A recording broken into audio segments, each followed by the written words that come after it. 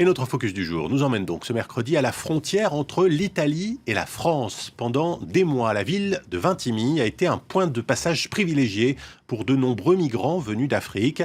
Mais la porte semble s'être refermée. Les autorités italiennes et françaises quadrillent les montagnes à la frontière, notamment côté français dans la vallée de la Roya. La plupart de ceux qui parviennent à passer sont refoulés vers l'Italie. Notre équipe est allée à la rencontre de ces réfugiés condamnés à tenter leur chance encore et encore. C'est un reportage signé Karim Yayaoui et Aurore Dupuis. Vintimille, une destination populaire pour les vacances. Le soleil, la mer, le farniente. Les touristes français apprécient cette ville, bien meilleur marché que la Côte d'Azur.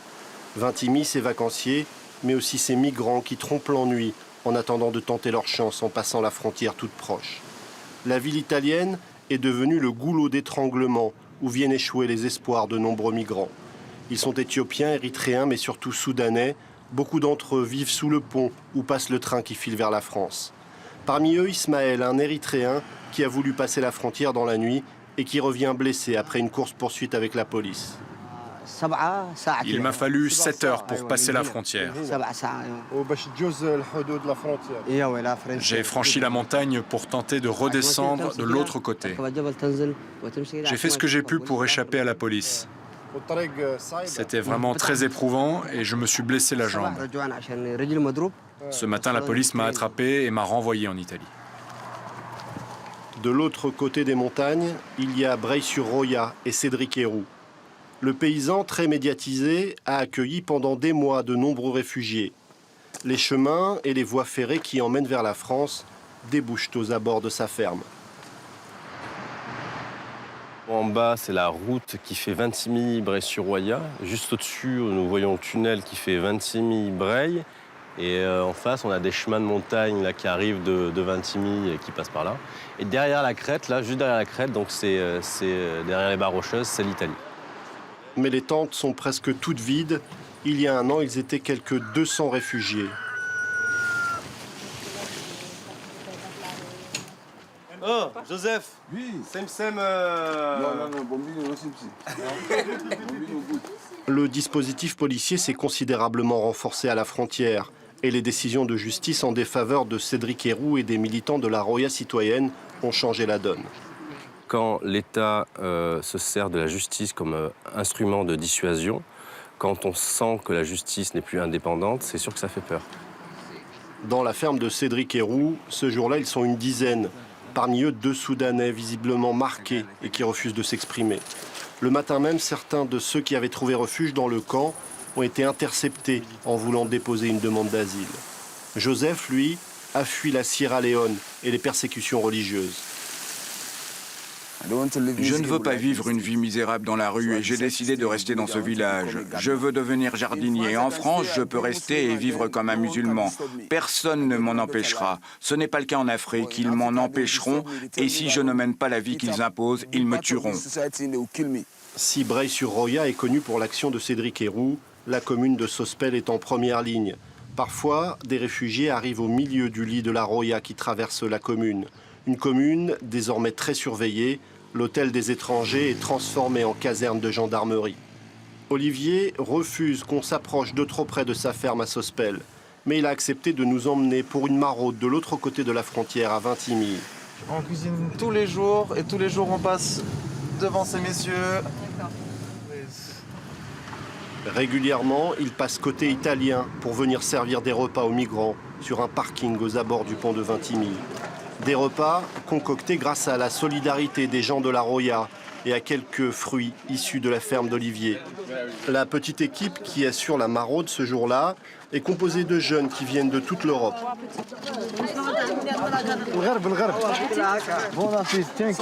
Comme un rituel, Olivier a pris l'habitude de faire la queue avec les migrants. You speak English, my brother? You don't? On connecte à notre manière. On s'assoit avec eux, on passe du temps. Il y a toujours le ballon rond pour créer des liens aussi.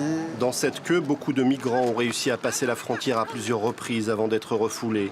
Jusqu'à 15 ou 20 fois pour certains d'entre eux. Tout ce qu'on fait, c'est répéter un geste qui est tout le temps le même. On prend les mêmes personnes et on les renvoie. Et on prend les mêmes personnes et on les renvoie.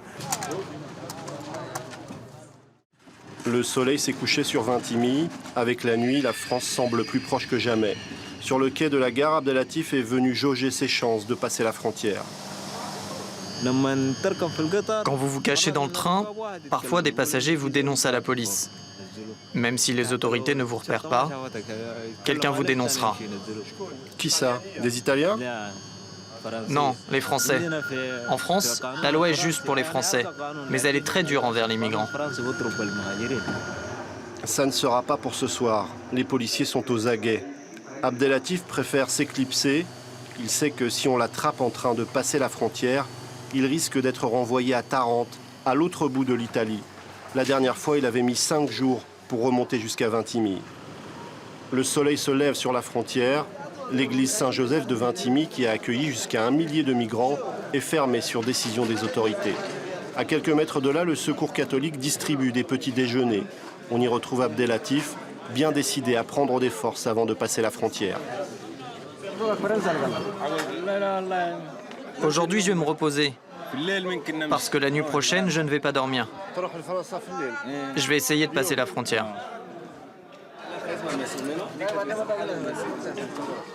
La plupart des migrants préfèrent venir ici plutôt que d'aller au camp de la Croix-Rouge, à l'extérieur de la ville.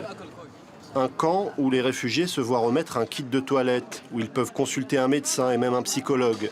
Mais pour cela, ils doivent être fichés et leurs empreintes digitales sont enregistrées.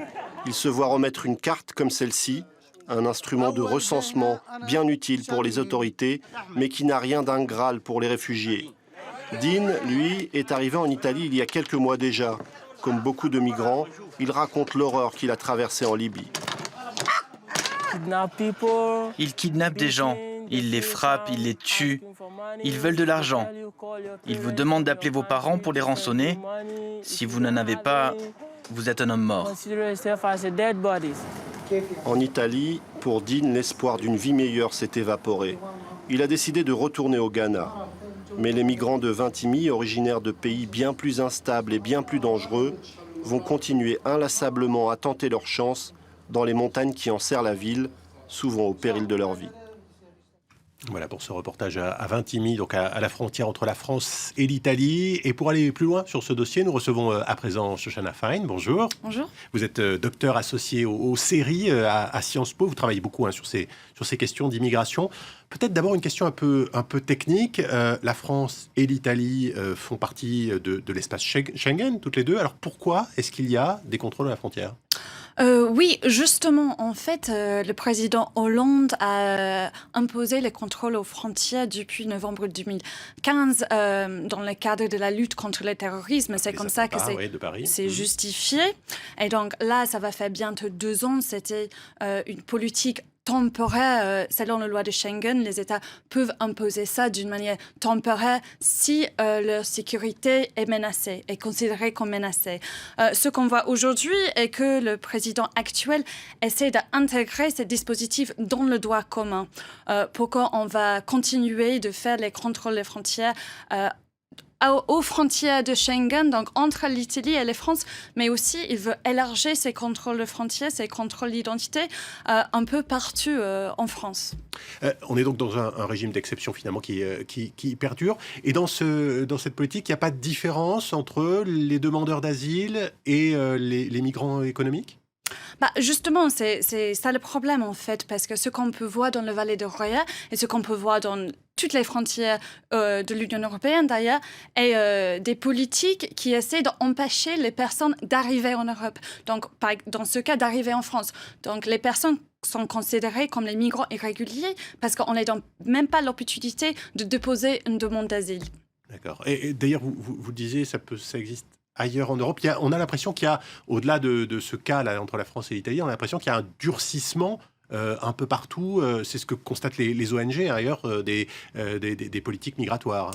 Justement, en fait, on peut parler de la sécurisation de la migration en Europe et ça date depuis plusieurs années. Ça date depuis la création de l'espace Schengen que les différents pays de l'Union européenne et la Commission européenne ont essayé de renforcer les frontières.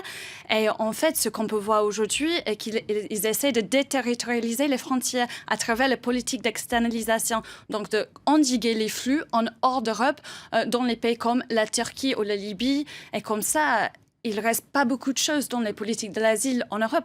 Notamment avec ces fameux hotspots. Une dernière question, peut-être, Shoshana Fine. Dans ce reportage, on a vu Cédric Héroux, cet agriculteur qui a été condamné pour avoir aidé, prêté assistance aux migrants. Sur quelle base est-ce que la justice française réprime ce genre d'actes?